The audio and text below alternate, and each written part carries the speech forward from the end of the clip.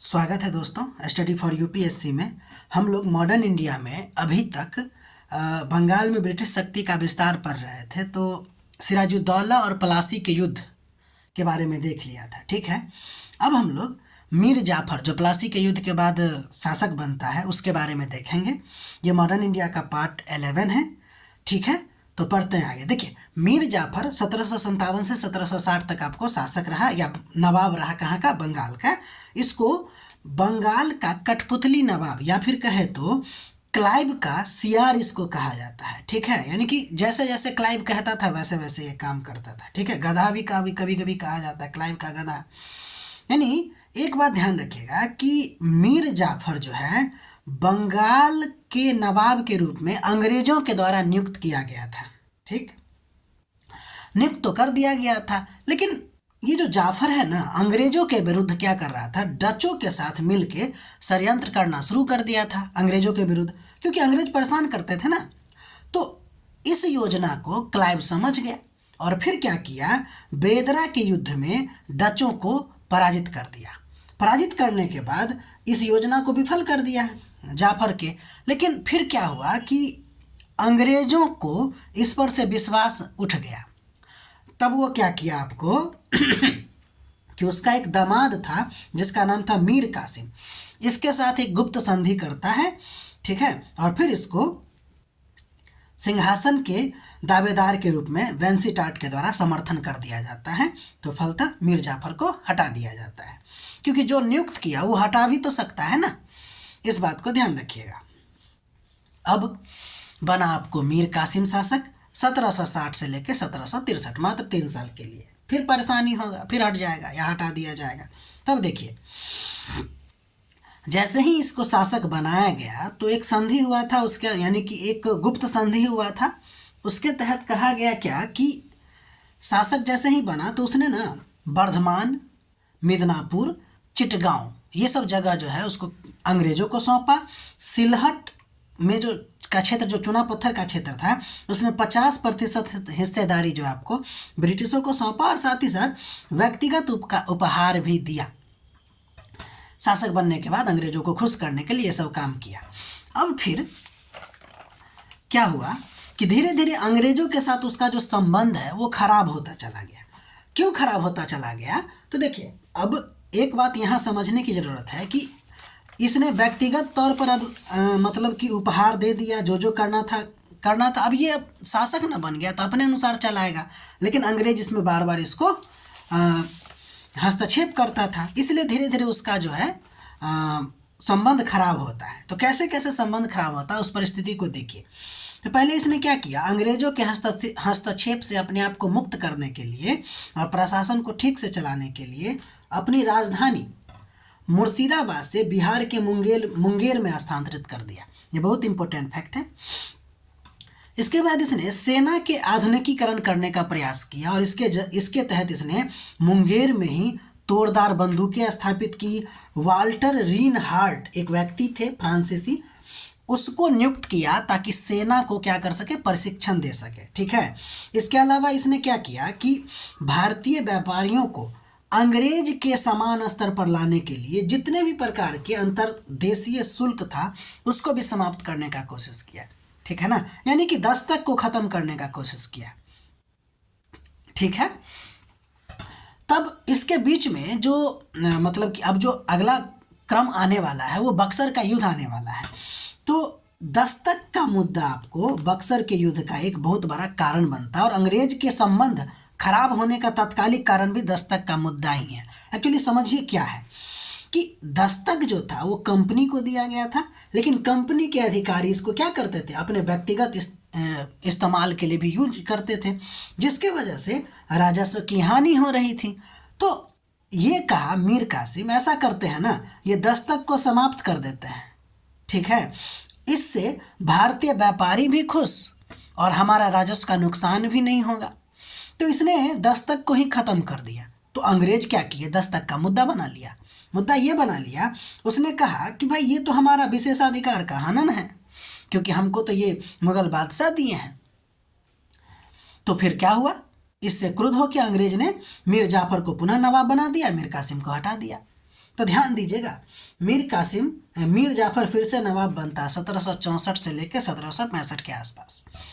ठीक, अब अगला नंबर बढ़ते हैं। तो अब आपको देखना है बक्सर का युद्ध। तो क्या हुआ कि जब आपको मीर कासिम को हटा दिया तो ये अपने अपमान का बदला लेना चाह रहा था और अवध की तरफ भागा। और जिस समय ये अवध गया उसी समय वहाँ पर शुजाउद्दौला का शासन था और उसी के यहाँ आपको शाह आलम द्वितीय भी रह रहा था। ठीक है, अब ये तीनों मिलके आपको एक योजना बनाते हैं और इस योजना के तहत क्या करते हैं कि ब्रिटिश के विरुद्ध लड़ाई छेड़ देते हैं। इस लड़ाई में अच्छा, ब्रिटिशर के तरफ से जो सेनापति थे वो हेक्टर मुनरो था। ठीक है, तो ये तीन एक तरफ और एक तरफ ब्रिटिश। लेकिन बक्सर के युद्ध जो 1764 को होता है 22 अक्टूबर को, ये तीनों का तीनों हार जाते हैं और ब्रिटिशर जो होता है वो जीत जाता है। जिसका तत्कालिक कारण क्या क्या पता है आपको? तो दस्तक का दुरुपयोग और इसको जब हटा दिया तो अंग्रेज ने इसको विशेषाधिकार का मुद्दा बना लिया। ठीक है, इसका परिणाम क्या हुआ बक्सर के युद्ध का? तो बहुत मतलब कहें तो बड़ा परिणाम ये हुआ कि सत्ता सीधे अंग्रेजी कंपनी के में स्थानांतरित हो गया। ठीक है, अब बक्सर का जब युद्ध खत्म हो जाती है तो उसके बाद आपको दो संधि होती है इलाहाबाद के नाम से। तो इलाहाबाद की पहली संधि और दूसरी संधि। पहली संधि आपको 12 अगस्त 1765 को होता है रॉबर्ट क्लाइव और शाह आलम द्वितीय के साथ। इसमें क्या क्या शर्त है बड़ा गौर से देखिएगा। इलाहाबाद की प्रथम संधि का शर्त ये था कि बंगाल, बिहार और उड़ीसा का दीवानी अधिकार जो है वो कंपनी को दिया गया शाह आलम द्वितीय के द्वारा। और इसके बदले में कंपनी क्या करेगी? तो कंपनी 53 लाख रुपया वार्षिक बंगाल को निजामत कार्य के लिए दिया जाएगा, प्रशासन के देखरेख के लिए दिया जाएगा। इसके अलावा कंपनी को अब मतलब ये जो कंपनी है उसके नियंत्रण में सम्राट आ गए, यानी भारत का सम्राट आ गया ना, मुगल सम्राट कंपनी के संरक्षण में आ गया। और फिर इसके खर्चा चलाने के लिए इलाहाबाद और करा का क्षेत्र भी दिया गया और साथ ही साथ 26 लाख रुपया भी दिया गया ताकि वो अपना भरण पोषण कर सके। ये बात को ध्यान रखिएगा कि अंग्रेज के संरक्षण में अब आ चुका है कौन? मुगल सम्राट। अब बंगाल, बिहार, उड़ीसा का दीवानी तो इसको प्राप्त हो ही चुका है, यानी कि पावरफुल बन चुका है अब कौन? तो अंग्रेज। ये प्रथम संधि है। इलाहाबाद का द्वितीय संधि भी होती है जो शुजाउद्दौला ब्रिटिशर्स के बीच में होती है। तो एक्चुअली क्या है कि शुजाउद्दौला बीच में कूद गया था ना, क्योंकि इससे कोई लेना देना तो था नहीं। तो अंग्रेज और मतलब अंग्रेज जो है शुजाउद्दौला के साथ संधि करता है, द्वितीय संधि 16 अगस्त को। और पहली बात तो ये है कि इस पे 50 लाख का जुर्माना लगाता है कि भाई तुम जुर्माना लगाओ कि युद्ध का हर्जाना दो, क्योंकि तुम्हारे चलते युद्ध हुआ है। ठीक है, ऐसा कोई बात नहीं था लेकिन इस पर लगाया गया। इसके अलावा इलाहाबाद और करा का क्षेत्र भी इससे छीन लिया गया। ठीक है, और ये पूरी तरह से जो अवध था, जो शुजाउद्दौला कहाँ के थे? तो अवध का। अब अवध जो है पूरी तरह से अधीनस्थ राज बन गया था। किसका? मतलब ब्रिटिशर्स का। अब देखिए, बक्सर का युद्ध हमने देख लिया, बक्सर के युद्ध का कारण देख लिया, बक्सर के युद्ध का परिणाम देख लिया और उससे रिलेटेड संधि भी हम लोगों ने देखा। अब बक्सर के युद्ध के बाद की स्थिति क्या है? तो कुछ दिनों के बाद आपको ये जो मीर जाफर है वो मर जाता है और उसका एक पुत्र है जिसका नाम है नजमुद्दौला, वो आपको बक्सर के युद्ध के बाद शासक बनाया जाता है। और फिर उसी दौरान आपको कुख्यात दोहरी प्रणाली या जिसको द्वैध शासन कहते हैं उसकी शुरुआत होती है, जो 1765 में शुरुआत होती है और 1772 तक चलता है। ठीक, कुछ फैक्ट देखिएगा कि द्वैध शासन, ये जो वर्ड है डायरकी, उसका सबसे पहले उपयोग आपको लियो कार्टियर ने किया है। ये बार बार पूछा जाता है फैक्ट। इसके अलावा इसकी समाप्ति जो है आपको वारेन हेस्टिंग्स ने किया था 1772 में। तो द्वैध शासन का क्या मतलब? तो देखिए, कोई भी चीज़ जैसे बंगाल है तो बंगाल में 2 प्रकार के अधिकार, यानी कि बंगाल को चलाने के लिए किसी भी राजा के पास 2 प्रकार का अधिकार होता है, एक दीवानी अधिकार और दूसरा निजामत अधिकार।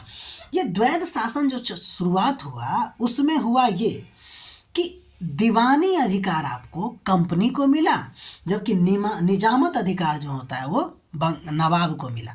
दीवानी मतलब राजस्व वसूली और वित्तीय प्रशासन जो है वो कंपनी को दिया गया, यानी कि अधिकार जो है वो कंपनी को दिया गया।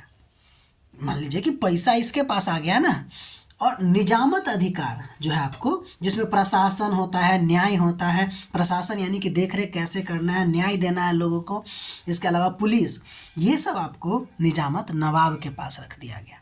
मतलब हुआ ये कि सत्ता कंपनी के पास आ गई, यानी कि अधिकार जो है वो कंपनी के पास आ गया। कोई भी वसूली करने यानी कि राजस्व लगाने का, वसूली करने का अधिकार किसके पास आ गया? कंपनी के पास। और जिम्मेदारी नवाब के पास आ गया। यही था आपको द्वैध शासन, यानी अधिकार किसके पास है कोई भी चीज़ करने का? कंपनी का। लेकिन जिम्मेदारी कौन लेगा? जैसे मान लीजिए कि आपको कोई भी काम करना, आप कर दीजिए, समझेगा दूसरा आदमी, तो कर देता था अंग्रेज, समझना पड़ता था नवाब को। इस तरह का बात था, नवाब के पास जिम्मेदारी होती थी। इसलिए कभी कभी इस तरह के मामला, कुछ इस तरह का मामला था कि अधिकार के बिना उत्तरदायित्व जो था वो नवाब के पास था। कोई अधिकार ही नहीं और उत्तरदायित्व बहुत ज़्यादा था। और अंग्रेज का कुछ ऐसा था कि उत्तरदायित्व के बिना अधिकार था। ठीक है, इस सेंटेंस को भूलिएगा नहीं। अगर पूछा जाएगा अधिकार के बिना उत्तरदायित्व और दायित्व के बिना अधिकार, ये जो संबंधित है वो किससे, तो हम लोग कहेंगे द्वैध शासन से संबंधित है। अब देखिए, द्वैध शासन का कुछ दुष्परिणाम भी होते हैं। दुष्परिणाम, यहाँ परिणाम नहीं लिखे हैं, दुष्परिणाम, खतरनाक परिणाम हुआ ये कि प्रशासन में अधिकार और उत्तरदायित्व में कोई सामंजस्य ही नहीं रहा। जिसको अधिकार मिलता है उसको उत्तरदायित्व अपने आप मिल जाता है, रिस्पॉन्सिबिलिटी अपने आप मिल जाती है। अगर आपके पास राइट है तो उसके लिए रिस्पॉन्सिबिलिटी भी आपकी ही होगी। लेकिन द्वैध शासन में ऐसा नहीं था। राइट अंग्रेज के पास था, रिस्पॉन्सिबिलिटी नवाब के पास। फलतः प्रशासन पूरी तरह से ध्वस्त हो गया। भूमि राजस्व अधिकतम बोली के आधार पर लगाया जाने लगा, जिससे किसानों का शोषण बढ़ गया। ठीक है, जिससे आप देखिएगा कि बंगाल जो इतना समृद्ध राज्य हुआ करता था या प्रांत हुआ करता था, अब वहाँ पे बार बार अकाल आने लगा। परंपरागत हथकरघा उद्योग भी आपको पूरी तरह से चौपट हो गई, क्योंकि कच्चा माल अब क्या होने लगा कि इंग्लैंड को निर्यात होने लगा। ठीक है ना, इस बात को ध्यान रखिएगा। इस संदर्भ में एक कथन भी आपको चर्चा में आती है कि गंगा नदी के रिसोर्स को एब्जॉर्ब करके थेम्स नदी में क्या करता है कि उड़ेल देता है। इस तरह का संदर्भ आपको देखने को मिलता है कि यहाँ से कच्चा माल ले लिया जाता है और फिर वहाँ पे डाल दिया जाता है, फिर वापस भारत में ही बेचा जाता है। ये बहुत खतरनाक सिस्टम चालू हुआ था। ठीक है, यहाँ पे आपको कुछ नोट बताया गया है, इस बात को भूलिएगा नहीं। यहाँ से भी क्वेश्चन बन सकती है कि 1765 से लेकर 1772 तक की जो सरकार थी ना, वो विश्व की भ्रष्टतम सरकार थी। ये आपको कॉर्नवालिस ने कहा था, यानी कि द्वैध शासन के बारे में कहा है कि ये विश्व की सबसे भ्रष्टतम सरकार आपको इस समय में देखने को मिलती है। 1765 से 1772 के काल को डाकुओं का राज कहा है या डाकुओं का काल कहा है आपको के.एम. पनिक्कर ने ही। इसके अलावा बेशर्मी एवं लूट का काल आपको एस्पियर महोदय ने कहा है द्वैध शासन के बारे में। ठीक है, तो ये आपको बंगाल में ब्रिटिश शक्ति का विस्तार हम लोगों ने देख लिया। ठीक है, अब इससे रिलेटेड कुछ मेंस का क्वेश्चन है कि प्लासी के युद्ध का कारण एवं परिणाम का चर्चा कीजिए। प्लासी एक प्रकार का धोखा था, क्योंकि प्लासी में तो कुछ युद्ध लड़ा नहीं ना, सीधे हटा दिया गया, यानी कि सीधे हटा दिया गया। थोड़ा बहुत युद्ध हुआ, मीर मर्दान जैसे सेना उसका मारा गया, बाकी आपको उसका जो मेन मीर जाफ़र था वो लड़ा ही नहीं सिराजुद्दौला का। तो एक तरह से वो धोखा था। ठीक है ना, प्लासी एक सौदा था जिसमें नवाब के अधिकारियों ने नवाब को ब्रिटिश से बेच दिया था, ब्रिटिश के हाथों बेच दिया था। ये भी क्वेश्चन है। बक्सर का युद्ध का महत्व प्लासी से अधिक था, क्योंकि प्लासी जो था एक प्रकार का छद्म वार था, जबकि ये वास्तविक वार था। ठीक है ना। एक और क्वेश्चन है कि द्वैध शासन अधिकार के बिना उत्तरदायित्व और उत्तरदायित्व के बिना अधिकार था, इस पर टिप्पणी करना है। ठीक है, तो ये आपको बंगाल में ब्रिटिश शक्ति का विस्तार हम लोग को पढ़ना था। ये टॉपिक यहीं पे समाप्त होता है। अब आगे हम लोग दक्षिण में ब्रिटिश शक्ति का विस्तार और मैसूर वार हम लोग देखेंगे, फिर मराठा भी देखेंगे। ठीक है, तो इतना अगर आप लोग को अच्छा लगा है तो लाइक कीजिएगा, सब्सक्राइब कीजिएगा, शेयर कीजिएगा। ठीक है, और अपना नोट बनाते रहिए, पढ़ते रहिए। मिलते हैं अगले वीडियो में।